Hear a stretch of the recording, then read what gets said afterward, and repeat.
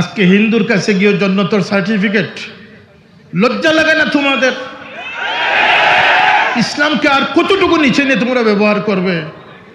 তোমরা সংস্কারের নামে এসেছো, এসে মব সৃষ্টি করতেছো। তোমরা সংস্কারের নামে এসে তোমরা বেয়াদবি শিক্ষা দিতেছো। আজকে ছাত্ররা শিক্ষকদের কলার ধরে টানতেছে, অপমানিত করতেছে, চেয়ার থেকে উঠিয়ে দিচ্ছে। এমন বেয়াদবের বাংলাদেশ আমরা দেখতে চাই না।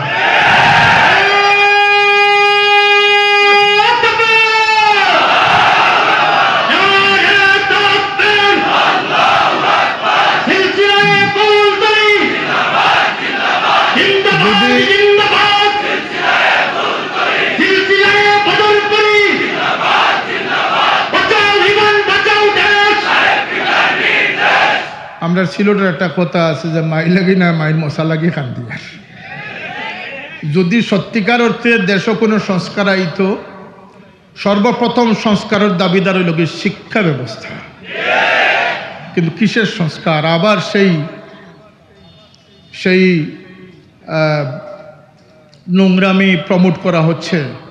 আবার সেই আকিদার বই বাতিল করে খারিজি ওয়াহাবিদের আকিদা ঢুকানো হচ্ছে। আবার সেই উস্কানিমূলক অশ্লীলতামূলক বই আনা হচ্ছে। যে বইটি আপনাদের আন্দোলনে সফলকাম হয়েছিলেন, সিক্সের বই, সেই সিক্সের বইয়ের ইতিহাস জানেন আপনারা?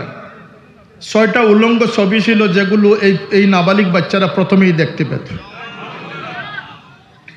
আপনারা শুধু শুনেছেন যে ডারউইনের মতবাদ, বানর থেকে মানুষ, এটাও ছিল, কিন্তু প্রথম পৃষ্ঠার পরের পৃষ্ঠাটাই ছিল 6টা উলঙ্গ ছবি ছিল।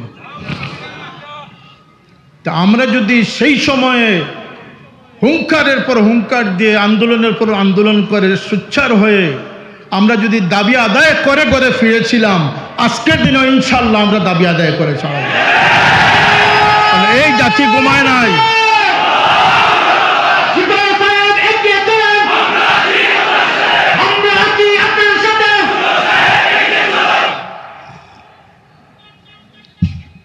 হযরত ফুলতলি সাহেব কিবলা রহমতুল্লাহ আলাইহির দেখে যাওয়া এই পথ যারা আমরা গ্রহণ করেছি,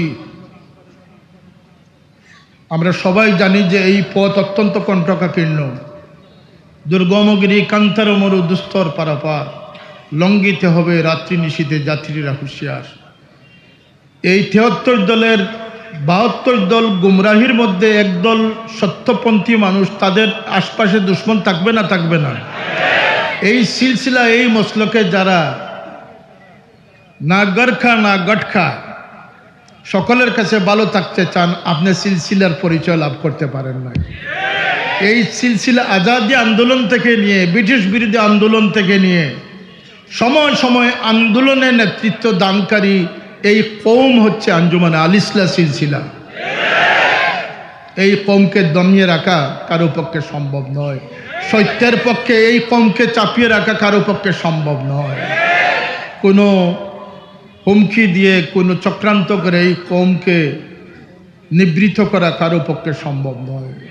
গতকালকেও শুনলাম আমাদের এক তফসির মাহফিলে আলিম উলামাদেরকে বাধাগ্রস্ত করা হয়েছে বিয়ানীবাজারে।